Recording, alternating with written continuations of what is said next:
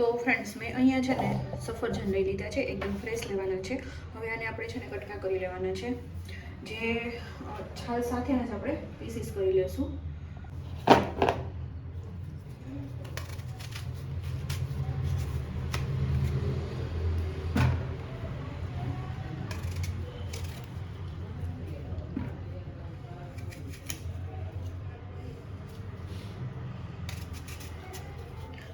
આપણે પીસીસ કરી લેવાના છે.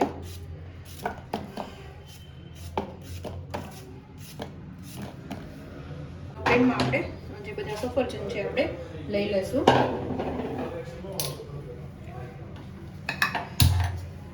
અને આપણે જોઈતા પ્રમાણમાં બોઇલ થઈ જાય ત્યાં સુધીનું આપણે પાણી એડ કરશું.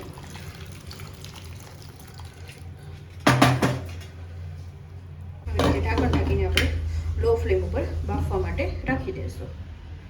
તો જો એકદમ છે ને સોફ્ટ થઈ ગયા છે, બરાબર છે. હવે આને છે ને આપણે પાણી છે ને એ નિતારી લેવાનું છે.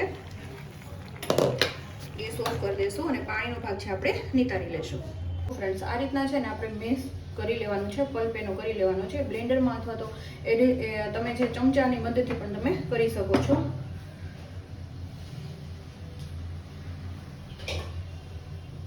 અને ફરી આપણે પેન લઈ લઈશું, એમાં આપણે પલ્પ છે એડ કરી દઈશું.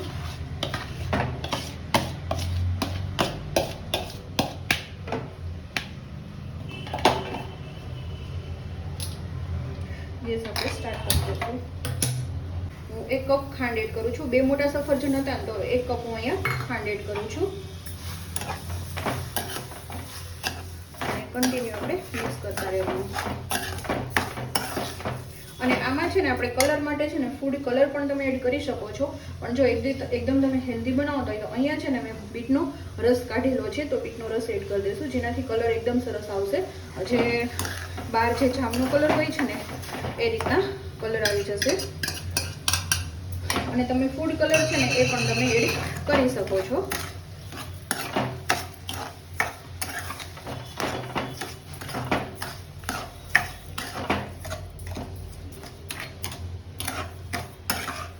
અને જો તમને કે પીસીસ લાગે ને તો આ રીતના છે ને એને પ્રેસ કરતું જવાનું તમારે ચમચાની મદદથી.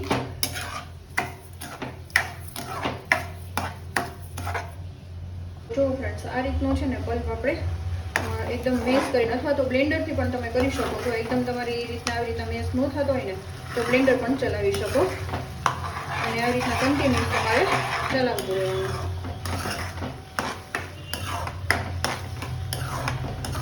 એનું પાણી બળી જાય ને ત્યાં સુધી તમારે કન્ટિન્યુઅસ એને મિક્સ કરતું રહેવાનું.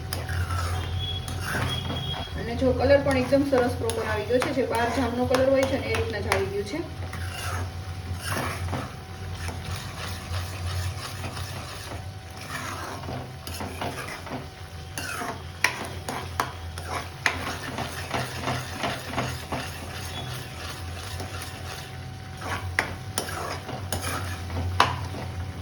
પાણી છે ને એ પણ બળું એકદમ પેલું થઈ ગયું છે. હજી આને 2 થી 3 મિનિટ રાખીશું.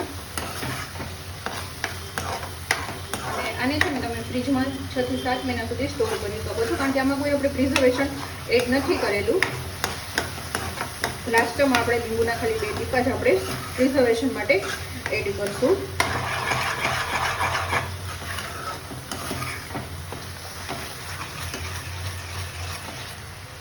જો ફ્રેન્ડ્સ એકદમ પ્રોપર પાણી પણ બધું બળી ગયું છે ને આ રીતના. જો બજારમાં જે ગરમ હોય ને એ રીતના થઈ ગયો છે.